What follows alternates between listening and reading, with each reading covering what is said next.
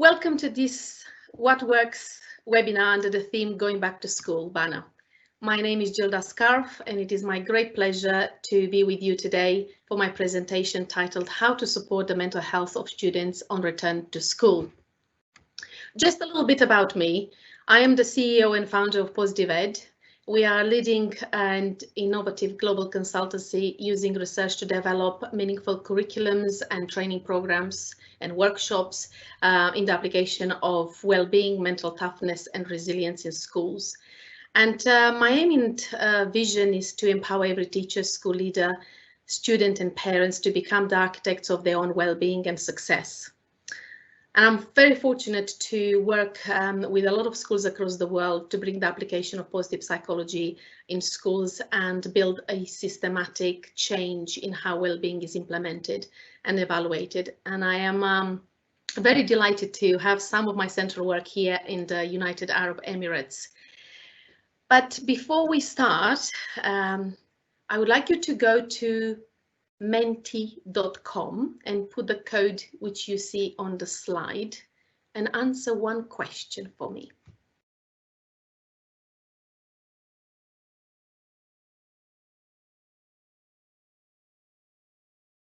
Sorry, Gila, could you put the slide up again? I put the wrong code in the chat feature. Okay, no problem.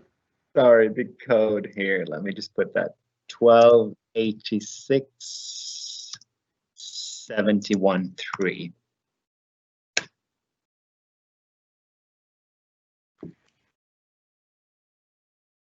So everybody can see that in the chat feature. So it's 1286-71-3.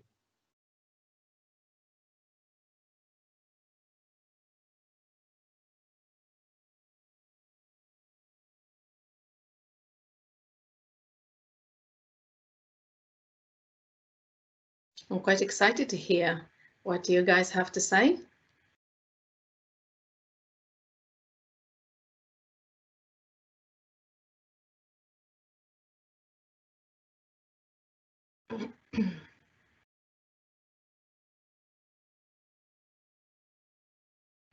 I'm not surprised.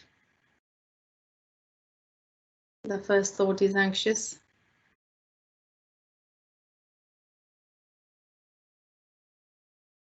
Any other coming in, Magnus?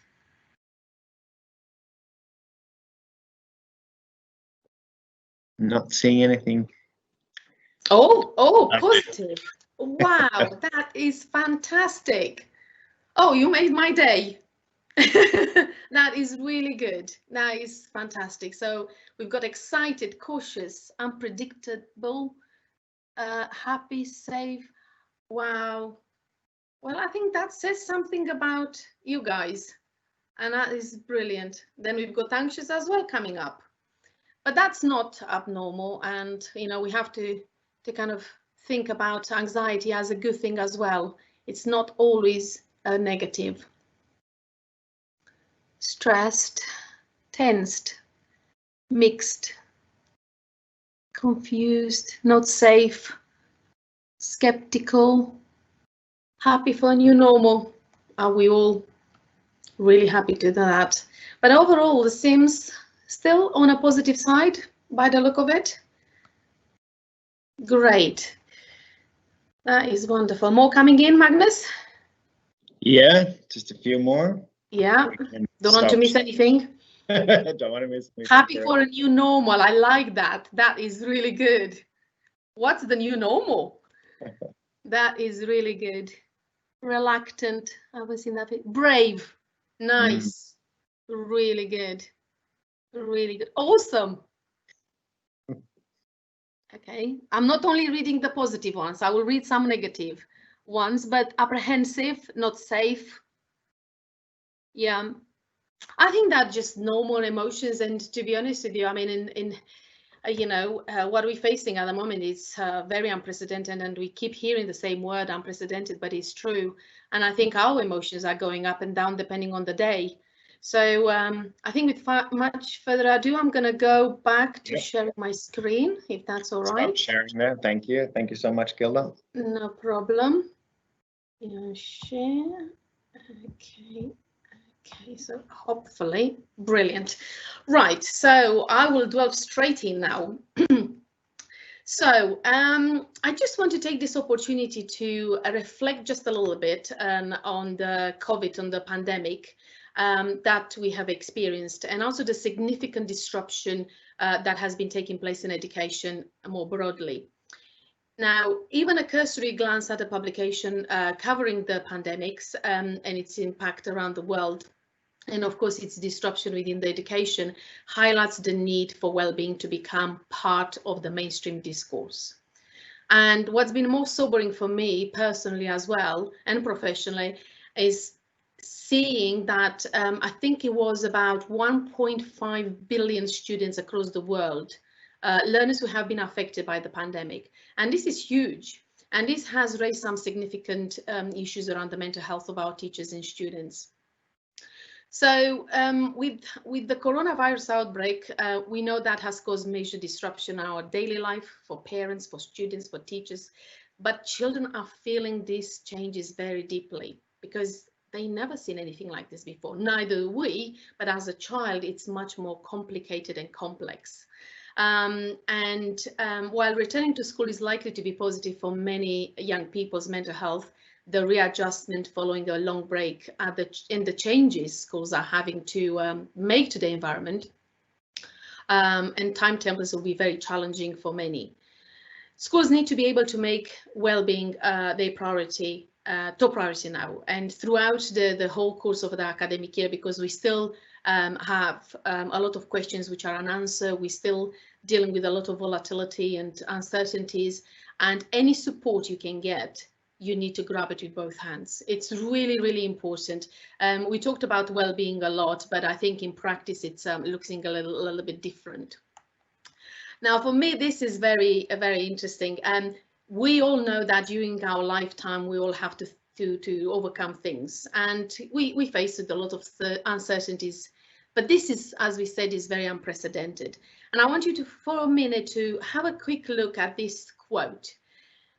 When we are no longer able to change a situation, we are challenged to change ourselves. This is a quote which has always had a huge impact on my personal and professional life. The quote is by Viktor Frankl, who was a neurologist and a psychiatrist and a Holocaust survivor, who devoted his whole life to studying and understanding and promoting the meaning of life. And his famous book, Man's Search for Meaning, tells the story about how he survived the Holocaust and he managed to find the personal meaning in his experience, which gave him the will to live through it. If you've never heard of him, honestly, I urge you to buy and read this book. It's enlightening to see how even in the darkest hours we can find meaning and purpose if we choose to dig deeper into our skills. Now, from my personal professional experience, dealing with the pandemic has been undoubtedly one of the most unsettling experience I've ever had. To say it's been challenging, it will be an understatement.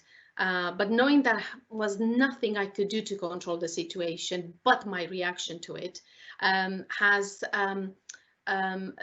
sort of took me on a journey to rediscover my skills, my well-being skills and my resilience skills, but also to focus more on to what I can control and what I can't control. And a couple of weeks ago, I heard Dr. Abdul Al-Karam making this statement, which I have to say it touched, resonated very much with me. The future represents us, and we want to create it together to achieve our goals. We need to focus on the human potential because everything else around us will continue to change. Now, from my point of view, KHDA, I always felt impressed, to say the least, that how much the KHDA has placed the importance on well-being. And if you're a teacher or a school leader, what I would like you to do is just, when you go back to school, have a look and revisit your well-being census. Think where you were before the pandemic. Consider how things have changed. where are the gaps, what can you do, and consider how can you address them. But most importantly, see them as an opportunity to create change in your school and bring the well-being at the front of it. Every time I open the television at the moment, I hear the system is broken, we need to create change, why change is not happening. But I want you to remember, change can only happen if it starts with you. You can't look for a system to change. It needs to start with you. You invest in that. And also, when you look at the well-being in your school, I want you to look at not just correcting a symptom. Look deeply at the root of it. And usually you'll be surprised, but you will find a good answer out there. And there is a lot of support out there as well you can have. So that takes me to how would our kids feel going back to school? So while the return to school might be exciting for many students, others will be feeling anxious or frightened even. So what do we see in our children at the moment? And working with schools around the world, even if it's virtual, I can see the same common denominator. It's anxiety, it's fear, it's uncertainty.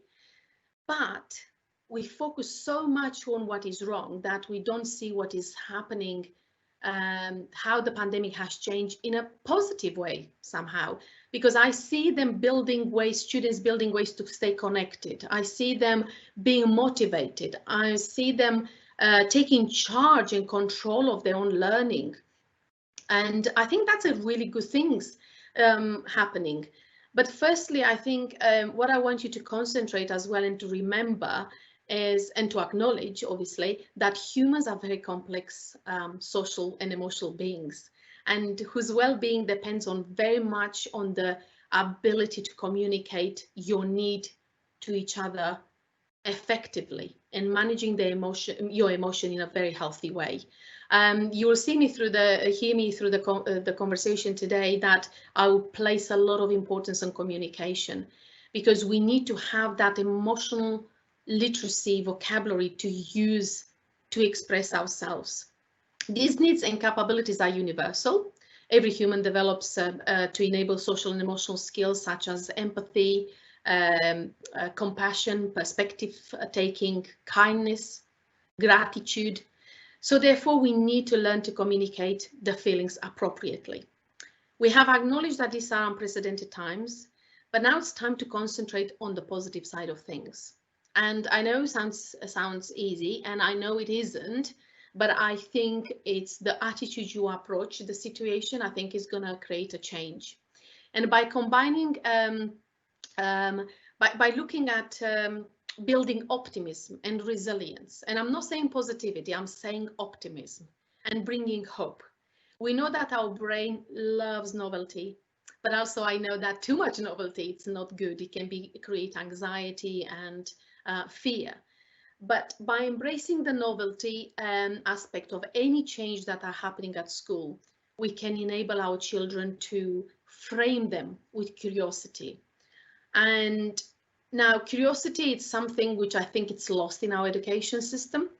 And I think we need to bring it back to life. And I know kids always, when they ask the question why, as a parent, you kind of think, okay, enough. But think about it, the more curious kids are, the more questions they ask, the more they will be able to express what they feel. So by combining this with the sharing of information with your child about how school is actually going to happen, we enable them to turn off any anxiety of what ifs, to embrace the what is of school with calm and confidence. Research has identified five key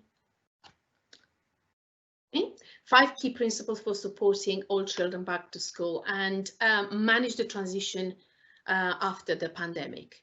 Now, these will be particularly relevant when considering supporting students with special determination as well. The strategies and support which you put in your school or you implement in a graduate approach, depending on the developmental stage or needs of the young person and the responses to intervention. So I want you to be very mindful of that, because too much information sometimes can be truly overwhelming. Now, the first one is the creating a sense of safety. And what I mean by that is, first and foremost, ensure your teacher's well-being. Now, you know, when you go on a plane, the first thing they will say, the cabin crew will tell you to put your mask first, and then put the mask of your children or your family. So I want you to always have that at the front of your thinking, because if your teachers are well, if the teachers are less stressed and they know that they feel supported, they will perform better and the kids will react in a better way to that. Communicate with parents to help reduce anxiety. Create a climate of nurture and structure. Support the transition by asking questions and allowing kids to talk about these things. The other one is support for emotional literacy. And this is a very interesting one for me, because all the time we talk about expressing our feelings, expressing our emotions, and sometimes because we don't have that vocabulary, which I said a bit to you a bit earlier, we kind of just, the bubble inside us is just kind of thinking, do you know what, I'm just going to take a step back and I'm just going to deal with this by myself. Sometimes it's not quite as simple as that. So I want you to find a way to train your teachers or explain to the teachers to understand the link between emotion and behavior, the link between emotion and feelings, and also provide a graduated approach to support that emotional literacy at the child developmental age. Because if you don't, you're going to lose some of the kids. So everything you do in your school, make sure that is very age appropriate and it's age developmental as well. And also consider creating learning opportunities. You know, give sometimes the kids a little bit of a leeway to come up with ideas, because they will surprise you. They are pretty smart sometimes. Promote self-efficacy. As in everything else in well-being, self-efficacy is a key element and component. Increasing the belief students have in their abilities and competencies, but also the belief that they have control over what is happening to a degree, and that our actions are generally lead to positive outcomes. Now, you can't control things which are can't, so concentrating on the things they can control and believing that they can make a change by reframing their thoughts, I think it's a very, very important element.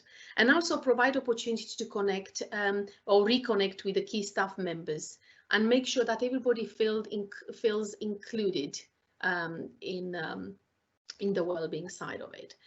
Obviously, support social connectedness, which is very, very, very important, and reinforce the sense of community. Just because we do certain things virtually doesn't mean we're not connected. It's a difference between being socially distancing and socially connected.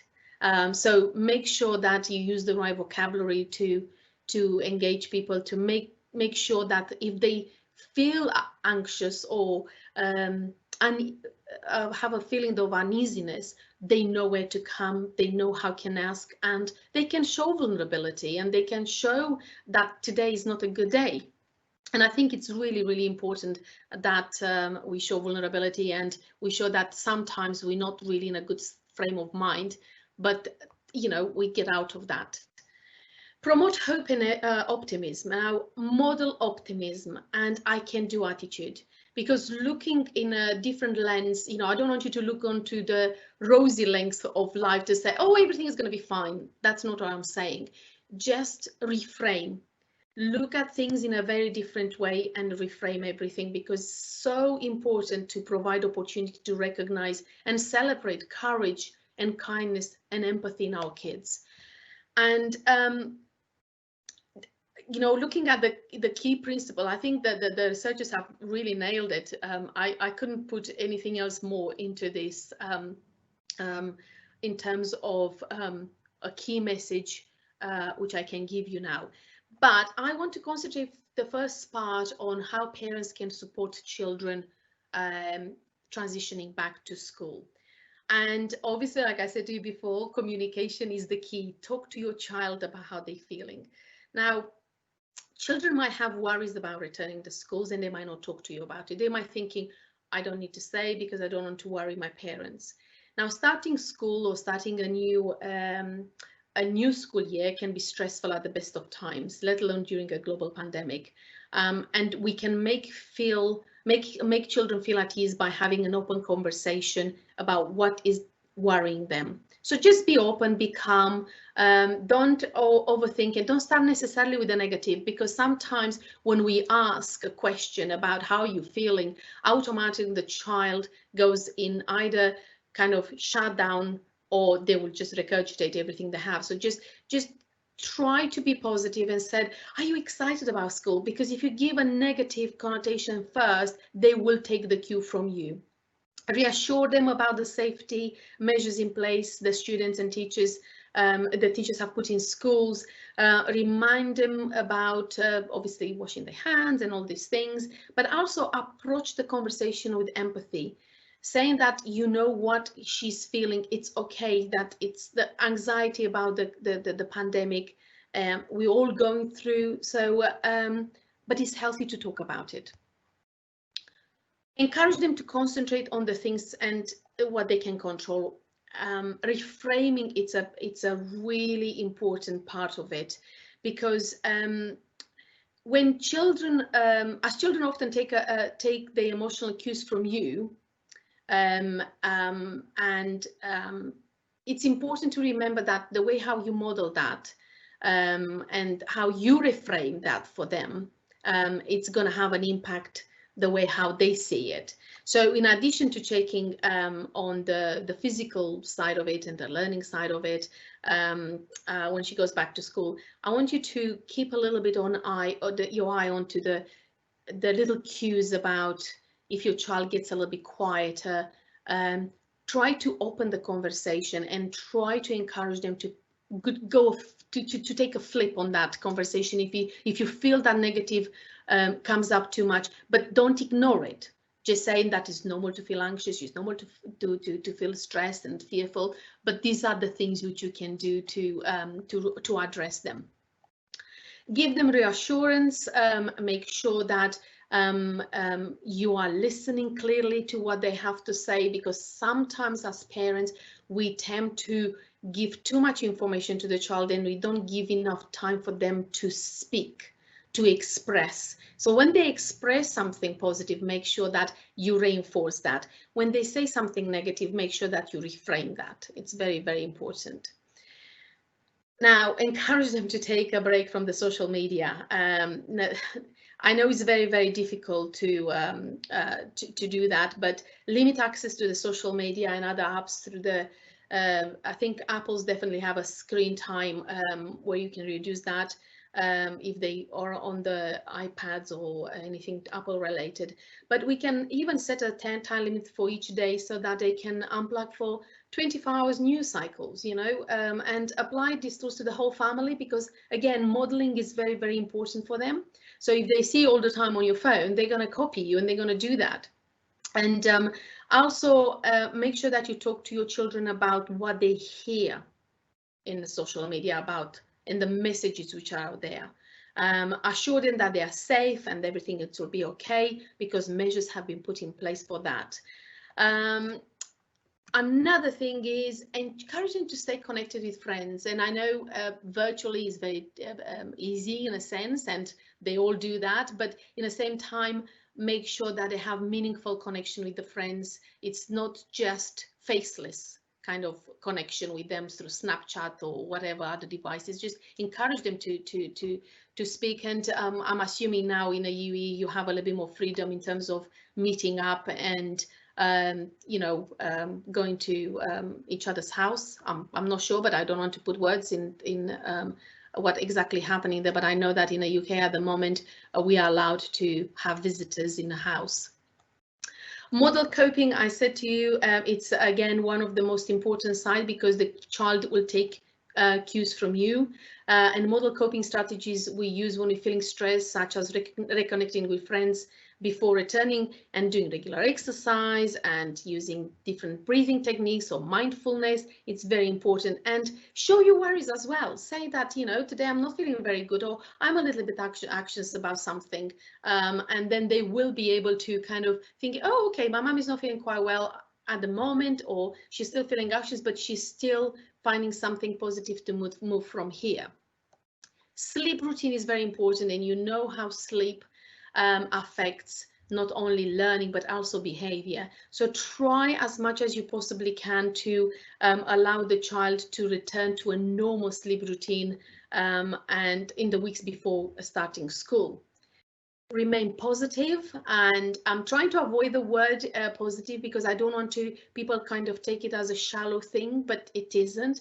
Be optimistic, be hopeful, show the things that they can be better. You know, today is not a good day, but tomorrow is going to be a better day. And this is the last one for my advice to parents, and I'm going to spend a little bit of time developing this because I think it's really, really important to understand the negative bias. Negative emotions have allowed us to survive as a species. You all know that. They protect us from danger and still remain an important part of our evolution.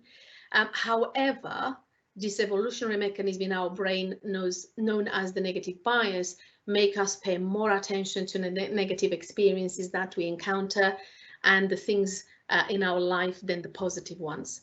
So there is a good reason to that, because obviously for survival, our ancestors have had to be attuned to those things that we life-threatening, you know, flight or flight. I'm sure you have heard that a lot, and paying too much attention to the positive things around them, that the things which didn't pose a risk made no sense when survival was a day-to-day proposition.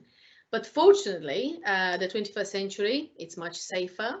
But saying that, the negative bias, it's still alive and well in the primitive part of our brains.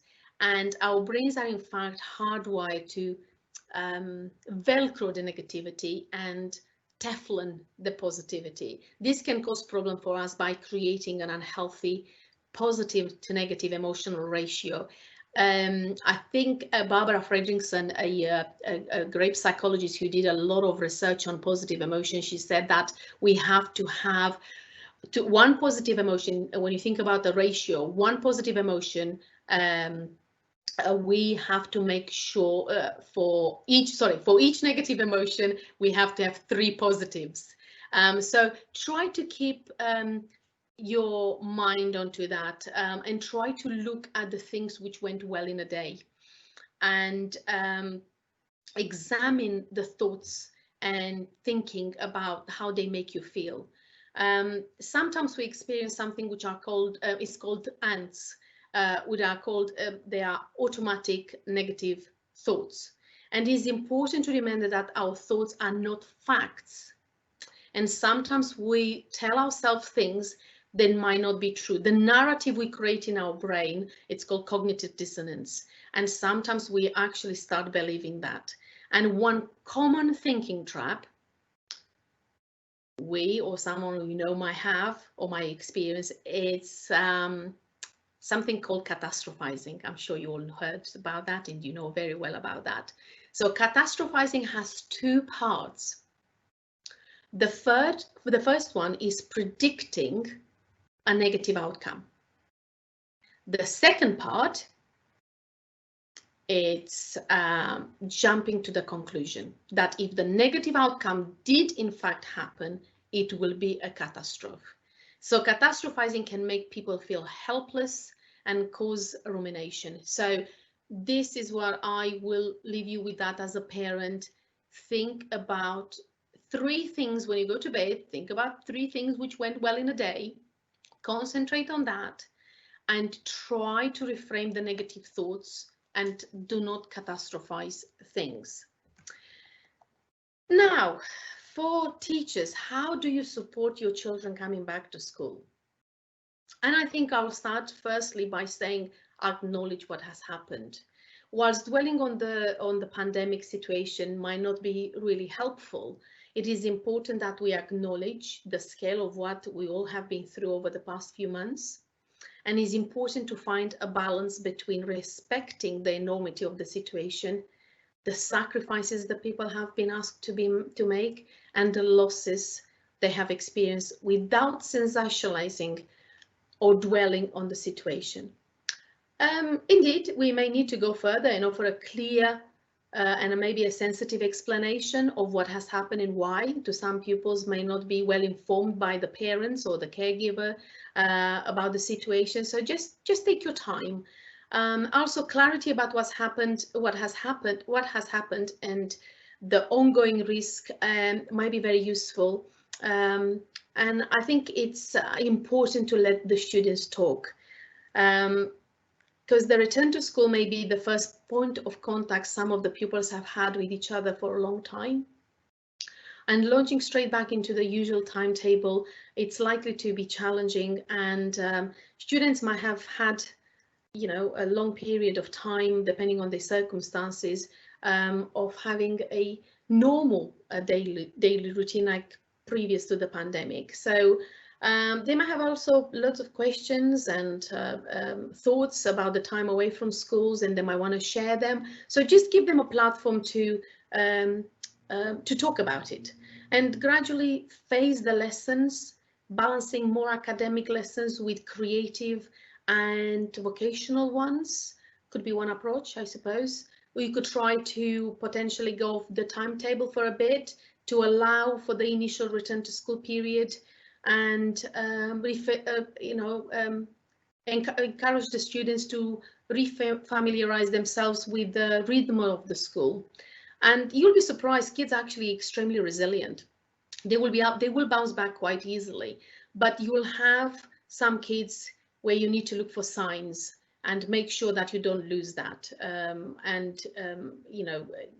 You kind of make sure that kids know where the support is, where to go to school, you know, in a school, if they feel anxious, how they can find a buddy maybe system as well, or a mentor, or whatever it is that you put in your school.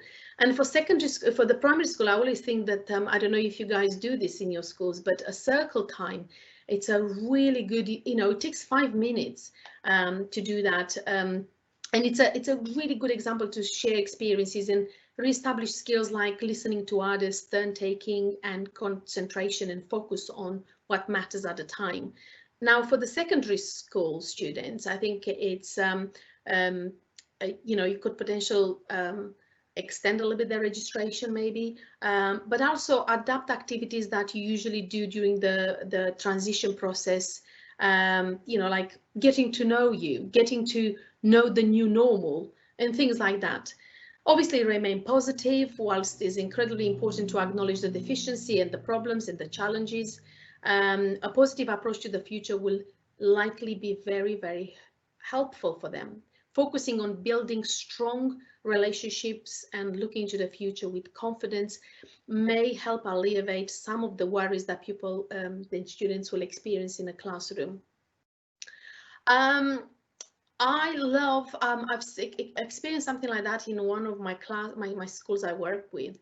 They start looking at arts, and I was thinking, how is that looking? And I realized that the creative arts can often help students express feelings that they struggle to put into words. And if you think about some of the students with determination, they might find it really hard to use words to express how they feel. Now, the arts will help them express it, and let them doodle, even if it's a maths class or a chemistry class. If you feel, because sometimes when they concentrate on something, they still listen, the focus is still there. Sometimes play a piece of music, 2 minutes, just something uplifting. It's a useful way to kind of uplift the mood.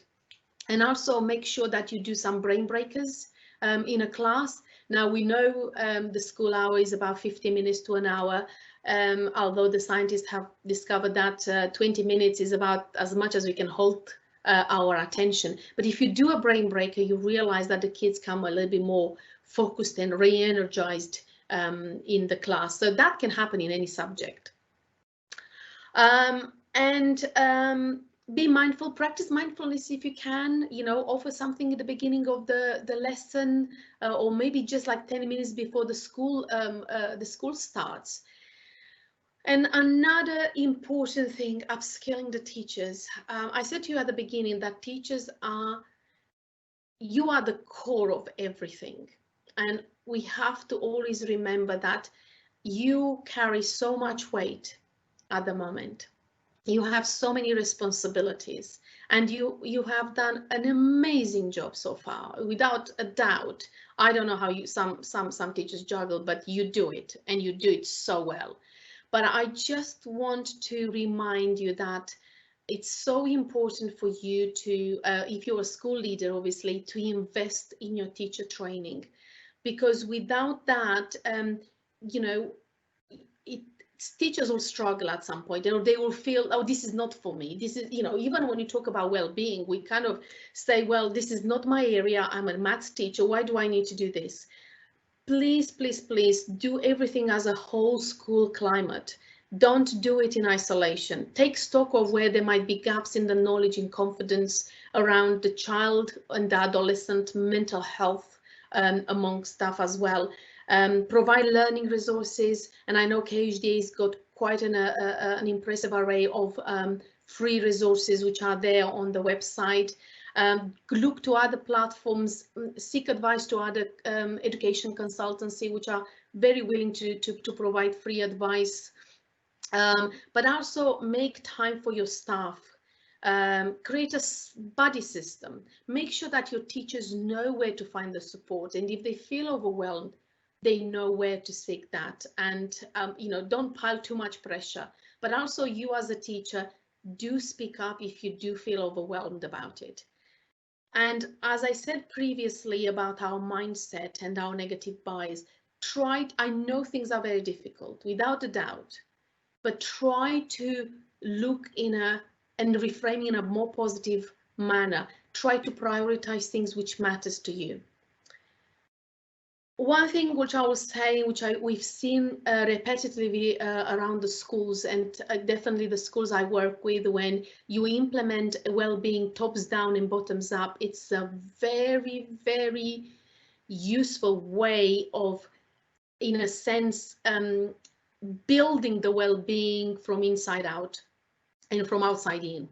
So look at programs which work for you.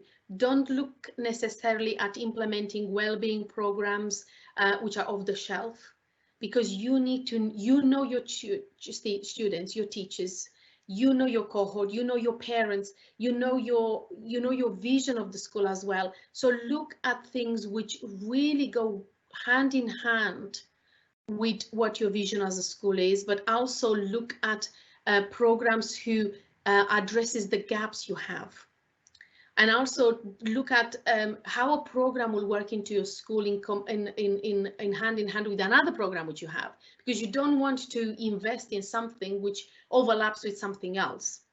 So a good strategic well-being program, it's incredibly important. And when I say program, I'm only talking about curriculum as such. I'm looking at training, I'm looking at after school, I'm looking at parents, involve parents in that is so important. That was my last on this topic. Involve the parents, offer parenting in well-being classes, support them, because they can feel quite isolated and lonely, and that's not really conducive to the child, because if we think about the modeling way, the way how do we do things, that kind of creates a big problem if we don't know how to support the child at home. And that takes me to the teacher well-being, which I absolutely think it's so important. Teachers today need skills in how to cope with uncertainties and how to manage the inner critic and how to celebrate the great work they do on a daily basis. I work with hundreds of teachers and they are so critical about the work they do. In a sense, that's very good, but in another one, you have to be content. You need to employ some self-acceptance that you're doing the best you can. Just appreciate the work you put into it and build that self-awareness. Now, teachers' well-being is not just about feeling good, the hedonic approach. It's also involving doing good. By defining well-being in this way, you develop a deeper understanding of what it is and what actions are need to be built. These are not simple, like a token kind of strategy that can packaged has a one framework to suit all. These are evidence-based strategies, and they are presented as options to help you to develop micro habits. And I will say that 2020, it's not about planning more, knowing what is ahead, or even doing more as educators.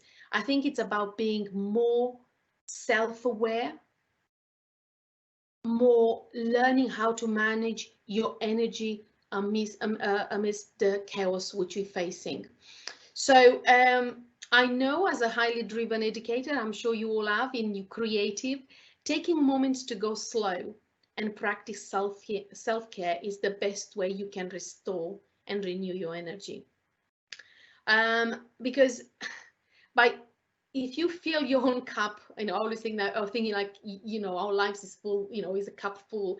And if you have more to give to others, then you will feel more empowered as well. By taking time for yourself and listen more, care more, accept more, you can contribute so much more to your people and to your family as well, not only to your students and fellow teachers. And if you truly care about students and deeply what students how students feel amidst the chaos they're facing, I want you to take regular moments to check in with yourself. Okay, and there are simple things you can do. You do so much for other people as a teacher, and I think sometimes we talk about it, we recognize it in words, but in practice we're not quite as good as that. As an external, as a parent myself, I always say, oh well, it does their job. But sometimes you need to remember that to care for yourself, and also to look at the way how you show up, and if you have a bad day, it's not the end of the world. You need to learn how to accept certain things about it. And I think with the self-awareness element, which is part very much of the emotional intelligence which you develop as a teacher, and you have developed as a teacher, is you really need to look at unpacking the domains of well-being. And I'm sure you all know about PERMA. If you don't know, please do search it out. It's the 5 domains of well-being in positive psychology, which is building your positive emotions, positive relationship, achievement, meaning, and connections. But you need to learn to encourage that proactive well-being conversation, because only when we converse with others, we become more aware about how we feel. Because at the moment, we live very much in a bubble. We live in our heads a lot. And I want you to start expressing that and looking at the science of acceptance and its relationship with mindfulness. Practice mindfulness if you can, and identify the importance of the emotional intelligence practice to increase and build the self-awareness. Learn self-compassion. Reflect on your addiction to be busy all the time. I know sometimes you don't have an option, but most of the time we create a huge busyness around us, and that's how habit forms. So be quite mindful about prioritizing things and taking breaks. Identify the importance of your physical well-being as well. When you have a moment at school, in a break, go outside, breathe some fresh air. Don't just rush between one class to another. You can take 5 minutes, you can allow yourself to do 5 minutes, and you will be so much better. And if you don't find that 5 minutes, start your classroom with a 5 minutes of a brain breaker or a mindfulness or a breathing exercise, something which actually it's a transferable skill to your students, and it'll empower you as well. The third one, which I really like you to use, is divergent thinking. And it is something referred as lateral thinking, and involves providing different innovative options to the same challenge. Or I suppose sometimes they call it thinking outside the box. The thinking approach is based on curiosity and non-conformity. I'm not asking you to be wild. I'm not asking you to do something really bad, but I'm just thinking, when you look at a problem, try every angle you can think of. If you're not sure, employ somebody else's support, and ask around, because it's really important for you to realize that every single problem we're facing, it's got a solution. It's just sometimes a little bit hidden. Communicate your feelings. I said that at the beginning. I'm great on communication, because I think sometimes we talk a lot and we say very little because we hide behind the words. So learn to create a culture in your school of, the same common language on well-being. How you feel, how do you show up in your classroom? How do you feel, turn a negative emotion into a positive emotion? How do you use your emotional ratio to balance that? And learn to work that balance out. And I hear a lot of teachers saying that, oh my God, I can't, my work balance is non-existent. There is a possibility, and it starts with you. You need to reassess everything and look back and see, how do you prioritize the work? Build positive relationship, create positive relationships at work, outside work, create a buddy system, confine in somebody you feel quite comfortable to talk about, but also, use the staff room as a really good, conducive break to exchange what you feel. And you'll see that the moment you start talking about something, people will come to you. It's hard to break that kind of non-conformist way you go in, make a cup of tea in a staff room, and you rush out. Just take 2 seconds to say, how are you feeling? Are you all right today? By just smiling to someone, even in a corridor, you can create that do good, feel good sensation. And this is my thing, which I know you're going to struggle with that, but truly believe that what you're doing, it's good enough. Reflect on both big and small achievement. Acknowledge your effort, your attitude in outcomes. Share success stories with your colleagues. Connect with your colleagues in a very positive way, and create well-being plans which are visible. Create posters. Put something where it's celebrated what you do. Because that's partly what that shouldn't be only about just learning. You need to celebrate what you teach your young people. And when the pandemic hit the UK, I was listening to teachers share their stories of stress and the struggles and the anxiety, and I wanted to help, and I wanted to share the strategies with them so they can use them, because although they knew them, they couldn't put them in practice. And I warn you to use strategies, create micro habits. Don't look at setting a big goal and think, oh, I'm going to do that. Try little small things every day. In terms of the school climate, what I would like you to concentrate now more than ever is to try to create more informal social events. Create virtual book clubs, or bring guest speakers to inspire students. So there are so many ways you can create something which it's conducive to learning, but is not very formal. Open communication practices are very important. Keep an open door policy. Encourage feedback from the staff and the parents. Check in with them all the time as well to see if they feel anxious or they feel happy with everything you do in your school. And plan events for the students. Celebrate individuality, and celebrate their goals. Whatever, you don't have to be a big goal. Small goals are fine.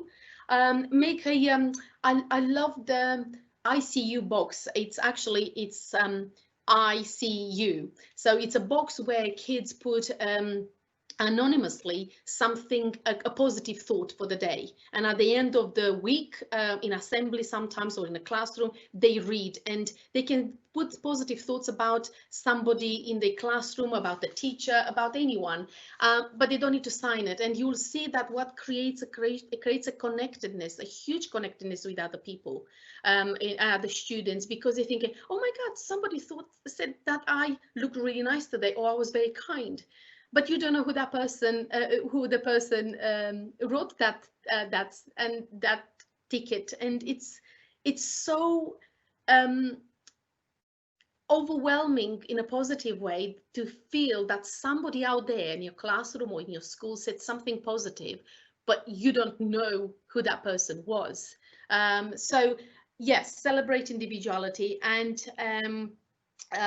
create a open communication with, and I know virtually now it's a little bit more difficult, but when you do classroom, if you do virtually, just make sure that you do break up rooms or use something quite exciting for them to start the lesson with.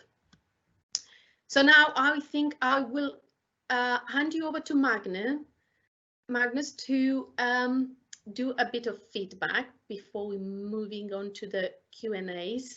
Yes, thank you so much, Gilda. We have a couple of questions here that have been posted in the chat feature. If you sorry, I didn't see that. I was too busy, yes, but I'm pleased to hear that. But I'd love to read them out to you if you just want to have a quick reflection yourself. So the first question we have from a lady called Ambika. She's saying, how do we reduce the fear that has been instilled due to the pandemic, especially in adults, which is getting transmitted to children? So essentially, how do we reduce the fear amongst the adults? Essentially, that's a $100 question. Thank you, Ambika. Yeah. It's a very interesting one because it's only by reframing and by modeling. And as I said to you before, it's very easy to say, oh, we can put a fear away. We take the fear away from us. You can't. You have to embrace it first.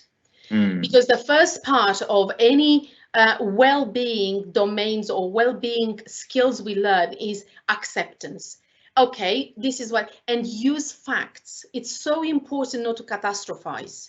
And I think fear comes from catastrophizing, from making bigger and bigger. And I accept that some people find it really difficult to kind of level up the information they get from the social media with what they speak at home, but try to use as much as possible facts in your judgment.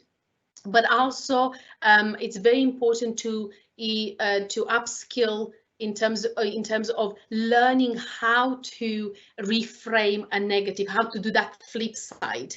And that doesn't mean we're ignoring the deficiencies. I've always been very careful with the positivity. It's not about ignoring it. It's about talking in a very factual way and then looking at what the solutions are there. Fantastic, thank you. We have another question. Kids will be kids. They are not mature enough. How do we ensure that they follow safety instructions at all times? So about hygiene, yeah. Hygiene, okay. Well, I think that's, again, kids will be kids. And I think especially with the youngest one, it's going to be so much more difficult. But again, I think kids are very good when they see somebody doing something. You know, a kid learns more by doing something or seeing something than by just learning on a cognitive side of it. So I think, again, modeling is very important. And again, do not rush explain all the system in a classroom. For example, when they come and you have the social distancing, why, and just have a lot of empathy. And that's what, remember at the beginning of the webinar, I said to you, listen. Listen, let the students talk, because that is the break you're going to make when you go back to school. If you show them that this is a safe and protective environment, if you allow them to talk and express what they feel and you encourage them to, I promise you, you don't open a can of worms. You actually gives that confidence back to them. And then that will be perpetuate at home with their siblings and the family. Wonderful, thank you. One last question, it deals with grief. How do we support students and staff who have lost relatives or friends to COVID? So what's the dialogue to have with children in particular when it comes to grief and having lost a relative or a friend? Yeah, that is, it's a very difficult, having had a loss in my family, not necessarily through that, but it did happen during the pandemic, and it hit me so badly because it was very unexpected. And you think that you got all the resources there ready because that's my profession. And you realize that it isn't. It's not as simple as that. I think it's just being very honest with the child. Opening, again, I know I talk a lot about communication, but expressing feelings. And I think in our society these days, we say that we express feelings, but we don't, because we're scared we're going to be judged. We also you have to remember, kids are very protective of their parents. This is not abnormal. The kids will not say something to you as a parent because they want to protect you. So if you lost someone in your family, either through the pandemic or whatever loss you had, they might not talk to you because they might not want to upset you as a parent. So that's why I'm saying, be empathic when you talk to your child. Allow them a platform and don't talk over them. Don't assume you know how they feel. Give them space to talk to you. And then if you feel that their behavior has changed and they become more introvert, do seek advice, to go to the school counselor, find a way. Because sometimes with the children, sometimes kids are not really open with the parents. As I said, either through the protective or either through fear, either because they're scared to be judged, either because they are scared of saying, oh, I feel weak, I look weak. But please be very attentive at the cues kids are doing, the non-verbal cues, because you'll see them there quite a lot. Thank you so much, Gilda. We're now going to move on to the next section of this webinar, a little feedback session. You can all see my screen here. Is that, you all see it? Gilda, you see it? Yeah, wonderful. Yeah. Fantastic. We're just gonna let me just see here. So if I could ask again, if everyone could please log on to menti.com if you already haven't done that. And for those of you who've done that, there is a question that's popped up there. If you could please answer that question. And for the rest of you who haven't logged on yet, it's menti.com and it's the code 1286713, which you can also see in the chat feature on the right-hand side. So if I give you 30 seconds to answer that first question that you see there, and then we're going to move on to the next two feedback sessions as well, so questions as well.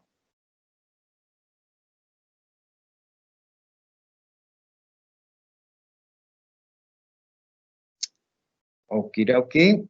I'll move that on to the next question. What did I enjoy most about the webinar today? So if you could all please share a few words. What did I enjoy most about the webinar today? Has today's presentation by Gilda given you renewed hope, more optimism perhaps? Given you some tips and tools for how to approach parents differently as teachers? Perhaps reflecting on your own well-being today? And encourage you to maybe connect more with friends and colleagues, perhaps. So what have I enjoyed most about the webinar today? Would you perhaps prioritize sleep or take up a new hobby? And I'm just going to put something else here. Somebody put on a chat, and I think this is quite helpful to say what they have enjoyed about the webinar today. Somebody asked about the blended teaching and learning. It's suddenly exposing the teachers to a very long hours. How do we ensure the teachers' well-being, both physical and mental? Now, that's a very, very good question, because I personally, and I was going to do this as a closing thing as well, my personal experience has been, I'm assuming, quite similar or different for other people, but it's really difficult. And I think this is where we need to concentrate on our shifting our mindset in the way how we see things. It's undoubtedly that you work more hours, and I can promise you that my hours, they never 9 to 5. They just go. They just kind of one day's moves into another day. I am excited about what I do, but I feel burnt out at sometimes. And that's because I'm so keen to create that change. So as a teacher as well, that's what you'll be doing. So I want you to really be mindful about that and prioritize what needs to be, what is necessary. You know, that's what I said about creating a plan of action for your own well-being. Look at what you need to do, what you have to do, and what you would like to do. There are 3 things which you really have to be very, very careful about it, because sometimes we're not very good at sussing out what it's really important and what can wait for a little bit. but also make sure that you have a good sleep.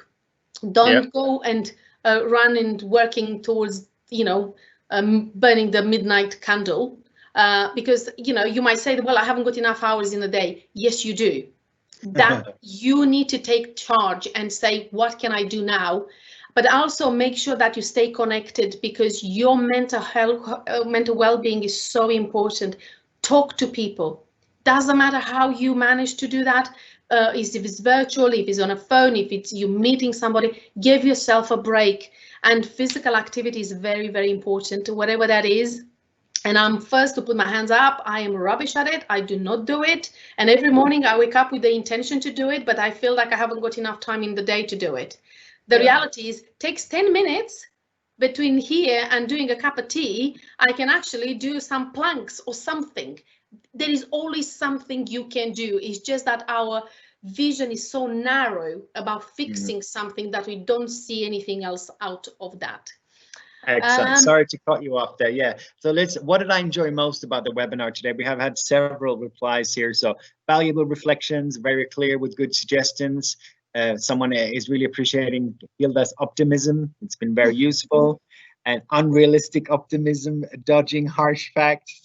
Well, no, I do not dodge optimism. And I am a believer that optimism is the key element to well-being, because that's reframing. Because otherwise, if you see facts are facts, we can't change them. You have to remember that. You can't change what is not under your control, but what you can change is your reaction to it. True.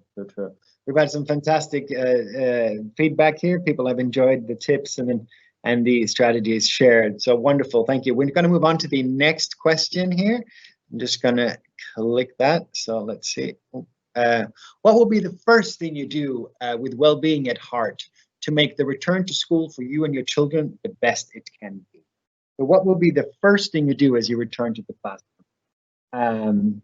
Think again, perhaps about building that connection with students and parents, getting them on board. There's that dialogue and communication with parents, and to enable the reassurance for the children or for the parents, and possibly also celebrate yourself. Don't forget that. As Gilda mentioned, creating those forums for children to voice their fears and worries and let children talk. Will that be one of the first thing you will do? It's also important to express yourself as a teacher to the leadership in the school, to bring in music, perhaps sing more songs, make sure children sing and hear, and also to listen, as Gilda said. Would you listen more? Can listen I to just your inner voice? Yeah, tell me. Yeah, can I just add one thing, which we all know it, but we don't really practice it, is you have to remember that what you practice for yourself as a person, any well-being, resilience, mental toughness, whatever you want to call it, all the strategies you have, they are transferables. And I think that's what you have to remember when you go back to school as a teacher or school leader. You have to remember that whatever you showcase, the way how you see the world, your kids are going to see it that way. And you bring confidence. If you bring confidence through without, as I said, neglecting the deficiencies or the facts, by saying that, I've seen something so positive, and I'm kind of upset in a way that everybody's slashing the education at the moment, that our kids have been deprived. Yes, they have been. And we can't say enough how disruptive it has been. But I have seen kids so motivated to their own learning. It's been absolutely mind-blowing, because they felt, I've spoke to some of them, and they said, you know what, because the fact that I can, nobody kind of tells me when to do it, how to do it, I take stock of my own. So that's building accountability. And that's what we want on our children, to see that flourishing, to see them taking charge on, I want to learn, I love to learn.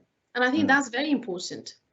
Fantastic. So what will be the first thing? Now let's look at the replies here. I like the first answer. They're asking about vacation.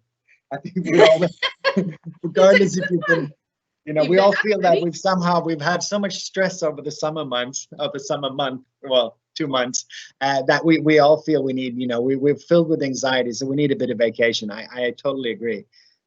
Someone else has said follow health and safety procedures. Absolutely, that's very, very important. Creating a positive environment and ensuring safety, absolutely. Let students talk about their feelings, get on with school policy again, follow the procedures, connect with them and give them time to settle, absolutely. Arrange a well-being meeting with teachers and parents, that would be fantastic. I will be optimistic and encourage students to be optimistic and practice social distancing rule. That is wonderful. Another one is that have a well-being seminar for teachers and a separate one for students. That's a good one. And another one is be confident and promote collective responsibility. I love that's brilliant. Wonderful, wonderful. Okay, we'll leave it for that, and then we're going to move on to for anybody who wishes to seek more information. As I'm sure you're all familiar with the In This Together Dubai website we've set up, all the tips and tools. You can access that. We also have the What Words website, of course. And also, I will also mention that KHDA is due to launch in the next few days a what we call a way book, or a sort of a handbook of sorts under the banner New Days, New Ways. And it's essentially a handbook regarding staying safe at school, in school and at home. And essentially this booklet will describe more as a child-friendly booklet for what to do in different scenarios aimed at a child, making them more comfortable and for them to understand, the usage of masks and temperature checks and social distancing and what is expected when they return to school. So I really advise everybody to go onto the KHDA website. In the next day or two, there will be this really wonderful booklet. And for all of you, for parents, for children, for teachers, for everyone to take a look. You will follow a little student's journey as he returns to school. But for me, can I just say one closing statement, if that's all right? And I'm going to share my screen quickly. Absolutely, yeah. If that's okay. One second. I'm just gonna. Yeah. Right, I just wanted to leave everyone with this quote. Again, is Viktor Frankl. You will be surprised, wouldn't you? And I just love this because this is going to give you something to hang on to. It's stated that between the stimulus and the response, there is a space. And in that space is our power to choose our responses. In our responses lies our growth and our freedom. And I love this because, the person who mentioned about being optimistic and dodging the reality, this is not dodging. This is pure and simple the choices you make in how do you want to proceed from here. And what have I learned? And I wanted to leave you with this, that if we break down the problem, we can solve it correctly. And this requires prediction. So have you identified the right scenario and assign the right probability to that? Adaptation and flexibility is the second one, which I urge you to think about it. Have you built check-in points so you can adapt, and scenarios and probabilities? Like I said to you at the beginning about your well-being census, go back and check in that. Where do you see the gaps, and use your adaptation and flexibility to maneuver that to increase whatever it's lacking. Prioritize. And the last and not least is resilience. Is our decision-making process resilient to anticipate the uncertainties? It lies with you and it starts with you. And I can promise you that the change will happen. And I'll promise you that it will keep you very, very sort of confident about what the future looks like. So I thank you very much for having me. And I hope you have at least taken something away today, which you can put in practice tomorrow. Gilda, thank you so much. From KHDA, we want to thank you so much. And I will just let everybody know that we've, as we've held our webinar, the actual waybook or playbook or guidebook has been published online. And as you can see in the chat feature to the right, I've added the link there for all of you to download. But if you don't want to download it now, you can go to the KHDA website, and under publications, you'll have the booklet. But from my home to yours, have a lovely evening. Thank you so much, Gilda, again. Thank you so much. Really appreciate it. Thank you. Thank you. Bye-bye. Bye.